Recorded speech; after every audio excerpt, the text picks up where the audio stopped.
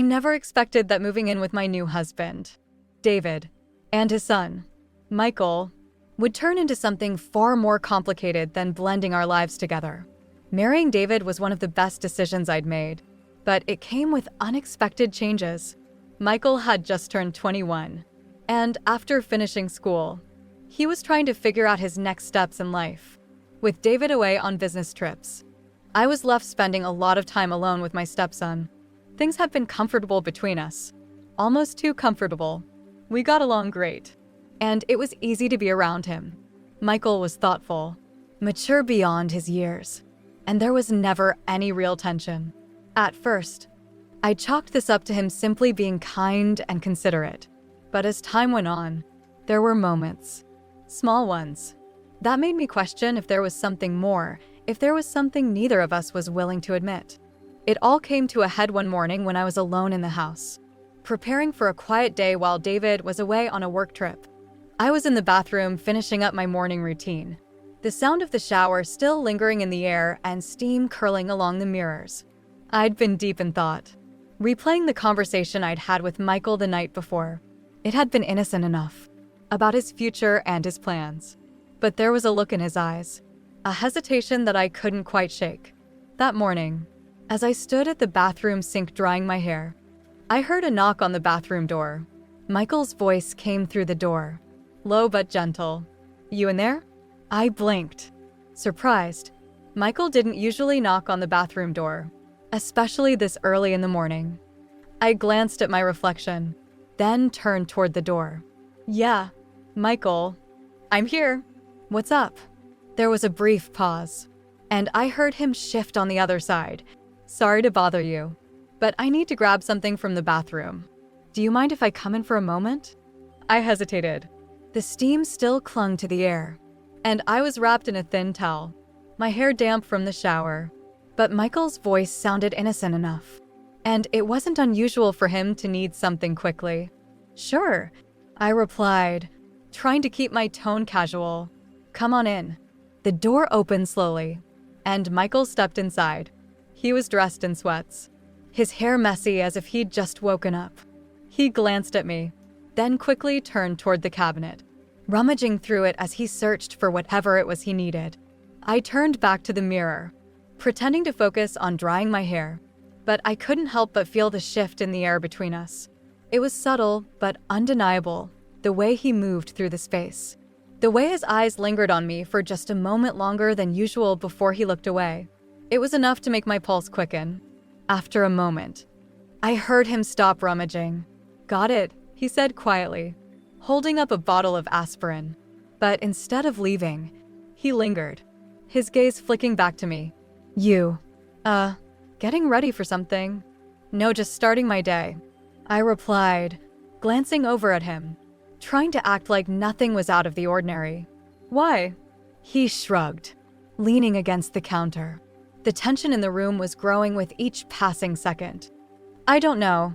You look different." The comment caught me off guard. "Different?" I turned to face him fully, towel still wrapped around me, and met his gaze. There was something in his eyes I hadn't seen before, an intensity, a curiosity that made my breath catch. "Differently? How?" I asked, my voice softer than I intended.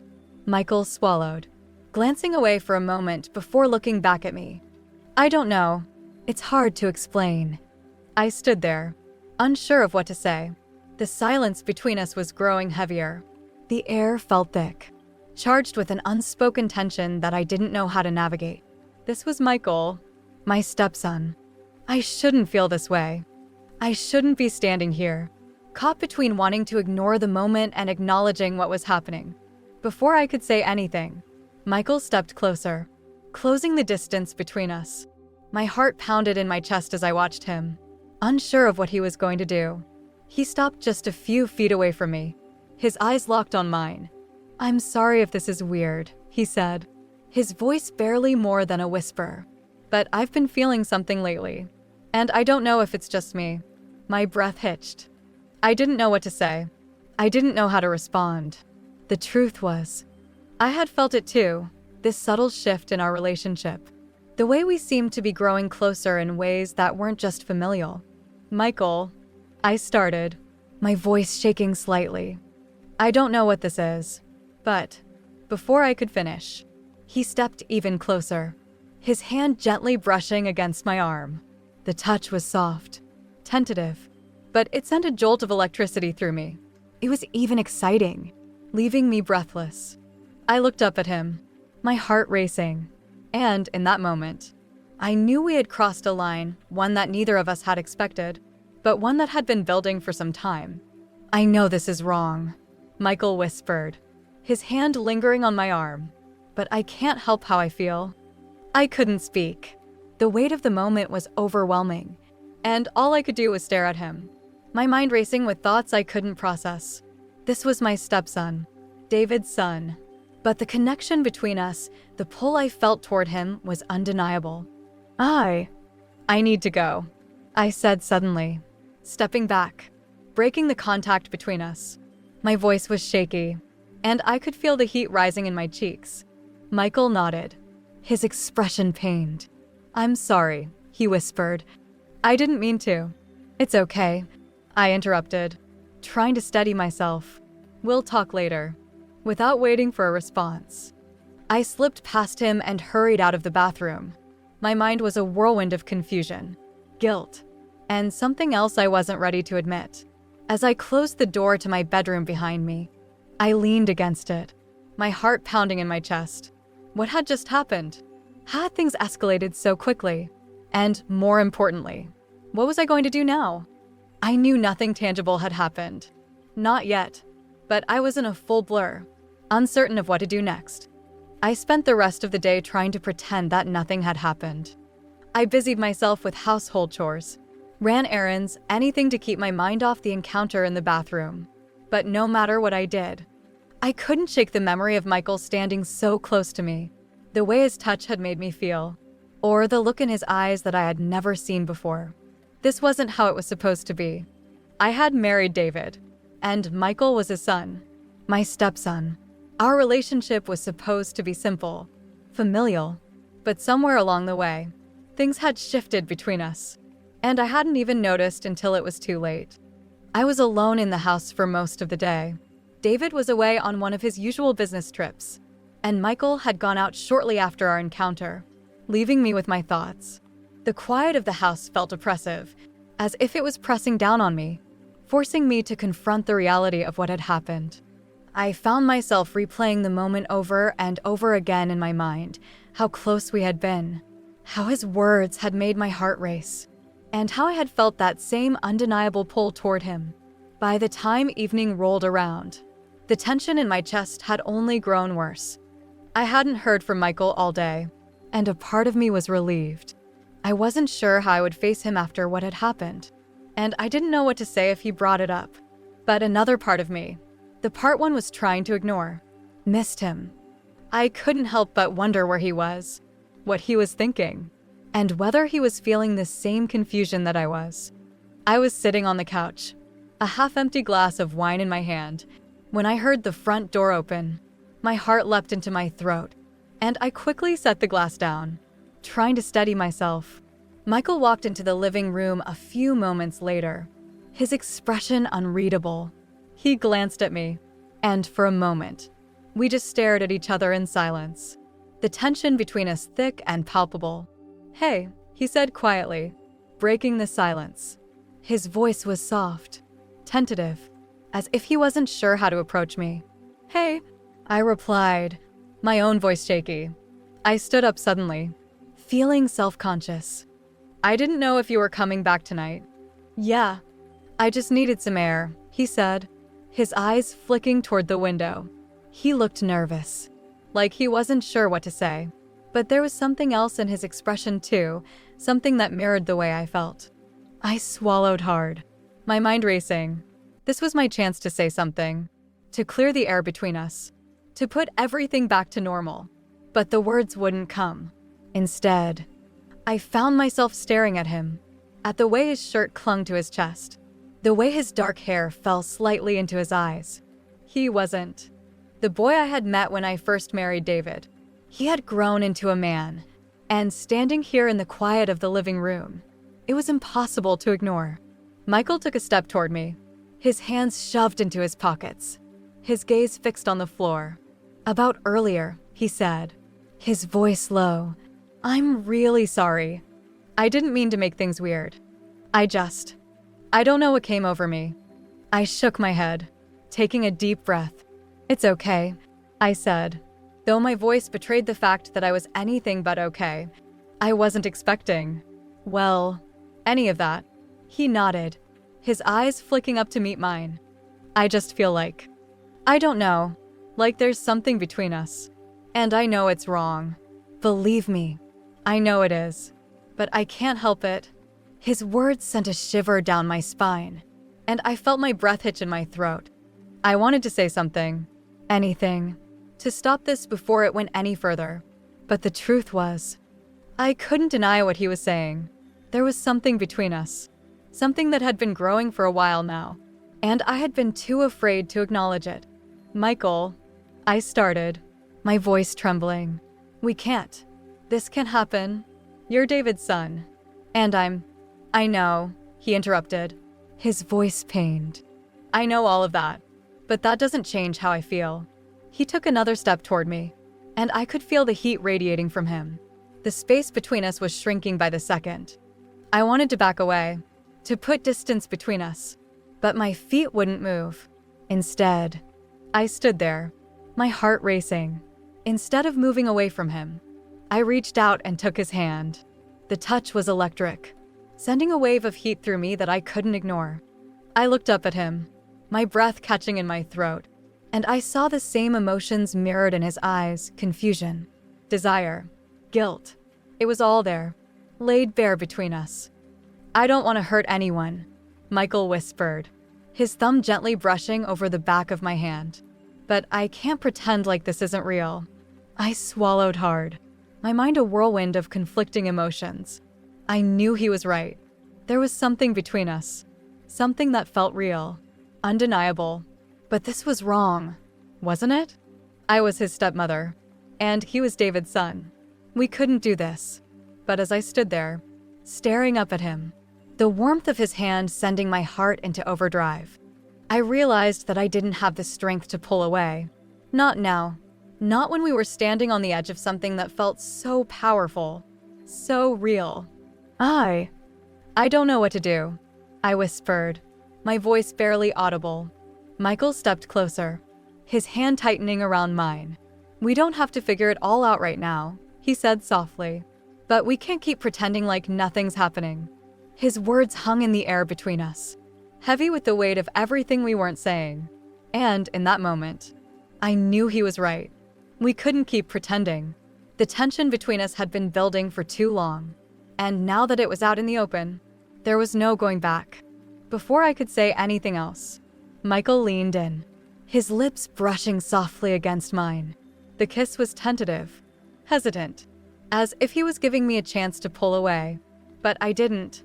Instead, I kissed him back, my hand finding its way to the back of his neck, pulling him closer.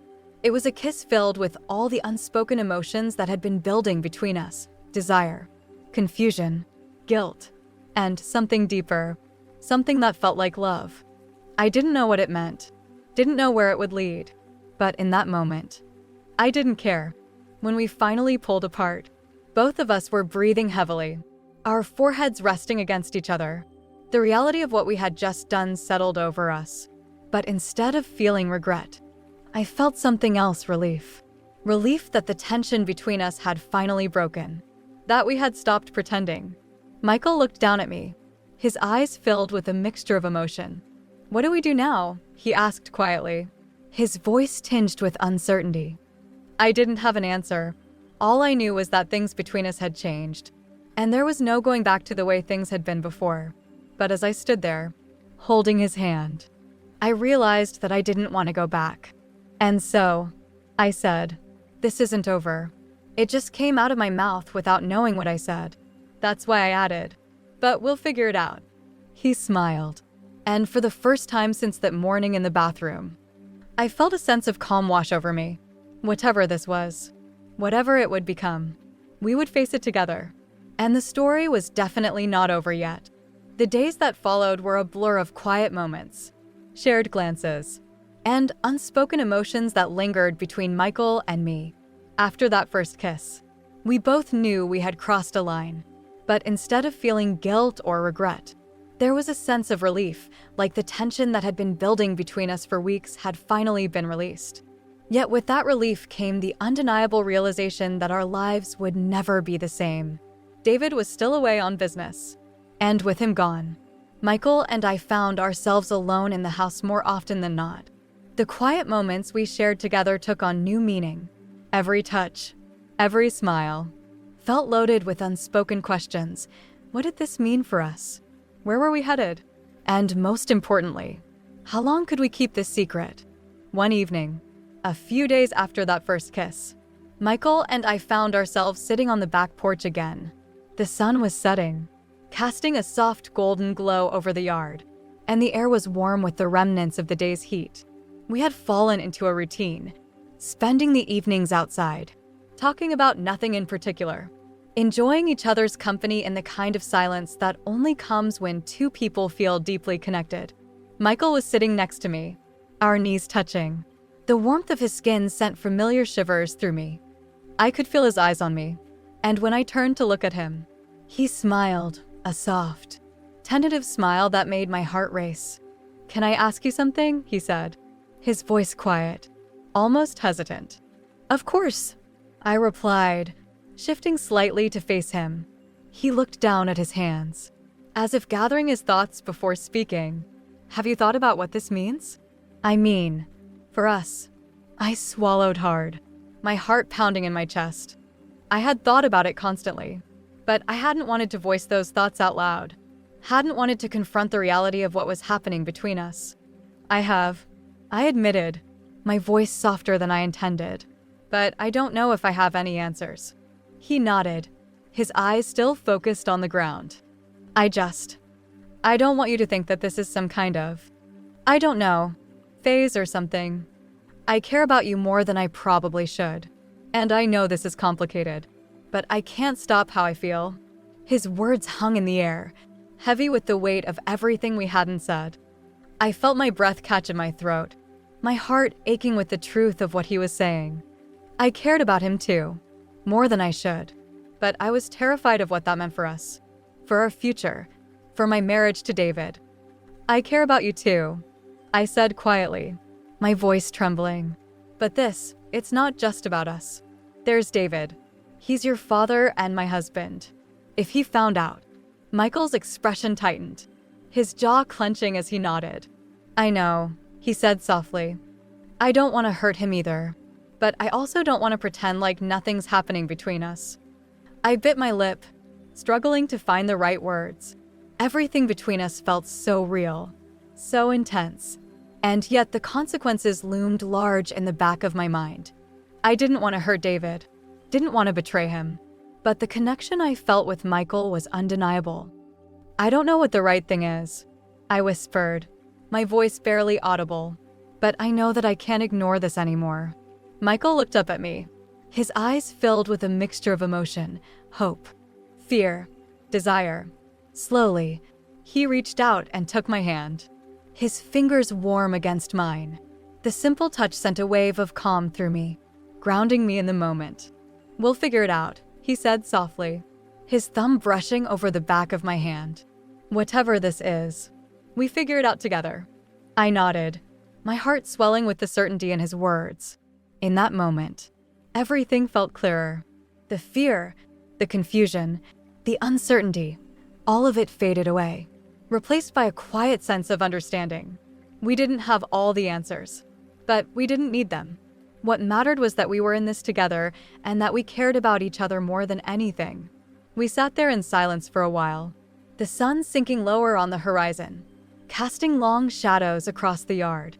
The air was still, the only sound the distant chirping of crickets as the day gave way to night. I leaned my head against Michael's shoulder, feeling the steady rise and fall of his chest as he breathed.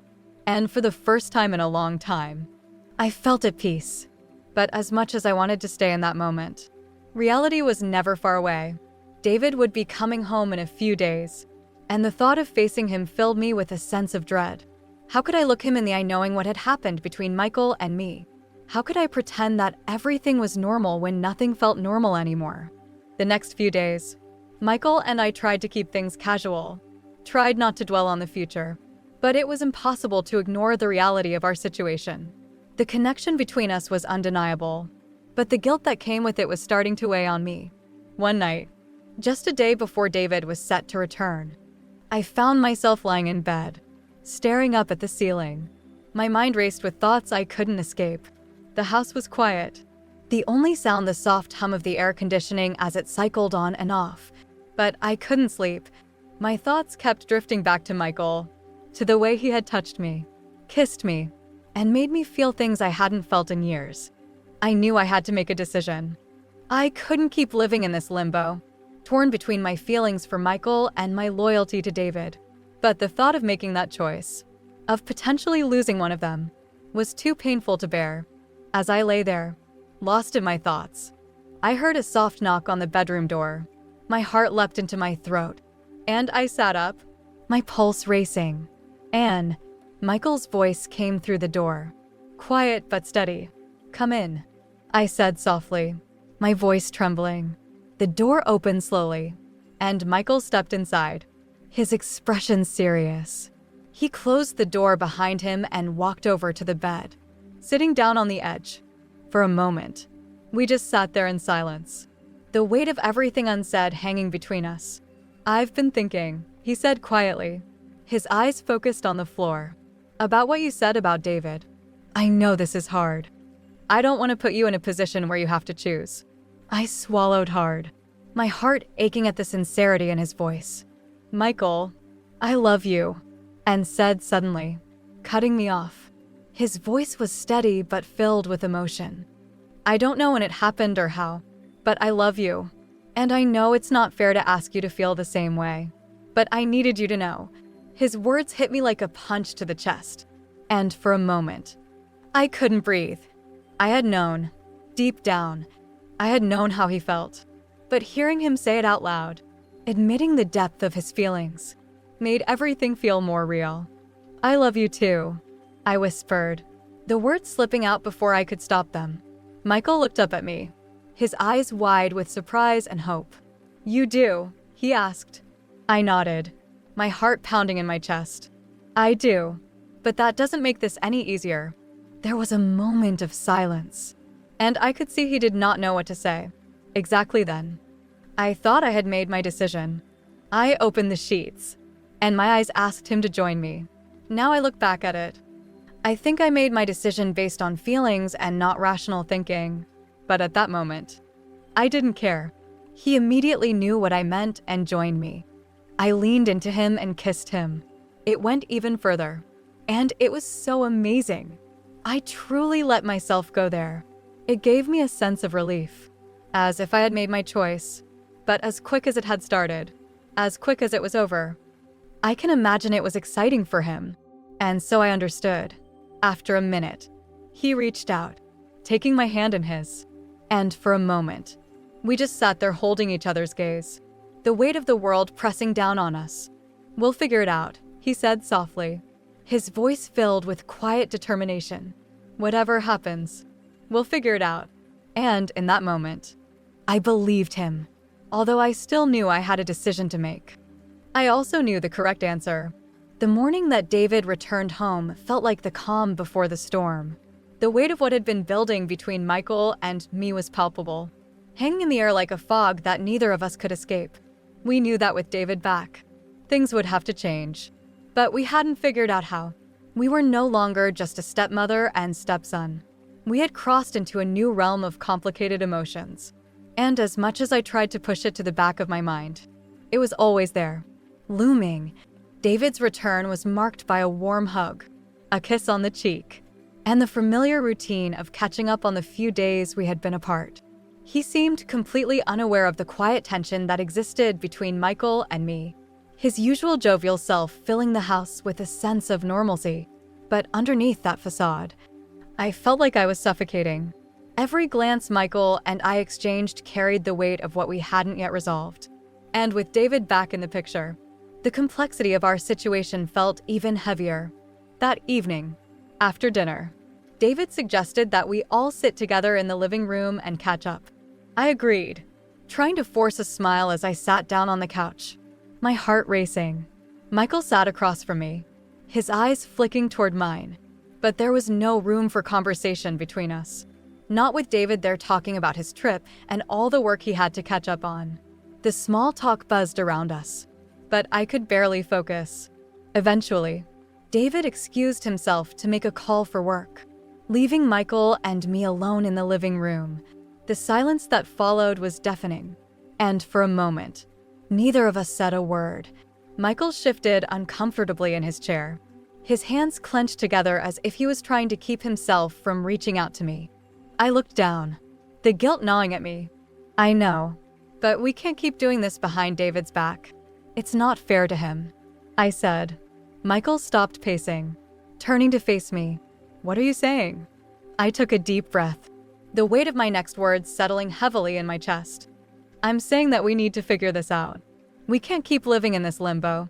He stared at me for a long moment, his expression a mixture of pain and understanding. You're right, he said softly. But what does that mean for us? I didn't have an answer, and the thought of making a decision, choosing between David and Michael, felt impossible. But I knew that continuing to hide wasn't sustainable. If we didn't do something soon, the truth would come out in a way that would hurt everyone involved. I don't know yet, I replied honestly, my voice barely above a whisper. But we need to be honest with ourselves. Whatever this is between us, we have to figure out what it means. Michael nodded, though the sadness in his eyes was hard to miss. He walked over to me, sitting down beside me on the couch. His hand found mine, and for a moment, we sat there in silence, the weight of our situation pressing down on us. His touch was warm, comforting, and I found myself leaning into him, resting my head on his shoulder. I wish things were different, he whispered. So do I replied softly. But we can't pretend forever. We stayed like that for a while, sitting together in the quiet of the living room, the sound of David's voice on the phone drifting in from the next room. It felt like the calm before the inevitable storm, and I knew that sooner or later, we would have to face it. The next morning, as David left for work, I found myself standing in the kitchen with Michael. The silence between us was filled with all the things we hadn't yet said. I could feel the tension building, the need to talk, to decide what came next, but the words wouldn't come. I think we need to talk, I said finally, breaking the silence. Michael nodded, his expression serious. Yeah, I've been thinking about it too. We sat down at the kitchen table, the weight of our conversation pressing down on both of us. I took a deep breath, trying to organize my thoughts, but it was difficult. Everything about this felt so overwhelming, so tangled. I love David, I started, my voice shaking, but I can't ignore what's been happening between us. I care about you, Michael, a lot, and I don't know how to reconcile that with my marriage to your father. Michael leaned forward, resting his elbows on the table. I don't want to hurt him, but I don't want to lose you either. His words hit me hard, and I felt tears prick at the corners of my eyes. I didn't want to lose him either, but the reality of our situation was undeniable. We couldn't continue like this without it all falling apart. I think we need to take some time, I said slowly, my voice trembling. We need to figure out what this is without rushing into anything, and maybe that means stepping back for a while. Michael's face fell, and I could see the pain in his eyes. Stepping back, he repeated, his voice thick with emotion. I nodded, my heart aching. I think it's the only way we can figure this out. We need to be sure about what we're feeling, and we can't do that while hiding everything from David. Michael was quiet for a long moment, his gaze fixed on the table in front of him. I could see the conflict in his expression, the same conflict I felt deep inside. Finally, he sighed, nodding slowly. Okay, he said softly, if that's what you think is best. I reached out, taking his hand in mine. I don't want to lose you, Michael, but we need to be honest with ourselves and with each other. He looked up at me, his eyes filled with a mixture of sadness and understanding. "I don't want to lose you either, Anne, but if this is what we need to do, then I'll do it." The conversation left me feeling drained but also relieved. We weren't pretending anymore. We were acknowledging the truth of what was happening between us. And that was the first step toward figuring out what came next. It wasn't going to be easy, but it was the only way forward. In the days that followed, Michael and I kept our distance, trying to give ourselves the space we needed to think. It was difficult, painful even, but it was necessary. I didn't know what the future held, but I knew that whatever happened, we would face it together. Eventually, we would have to make a decision. But for now, we were taking it one day at a time, navigating the complicated emotions that had brought us to this point. And no matter what happened, I knew that the bond between us, the connection we had, would remain, even if it had to change. As I lay in bed that night, the house quiet around me, I felt a strange sense of peace wash over me. It wasn't perfect, and it wasn't easy, but it was real. And that was enough for now.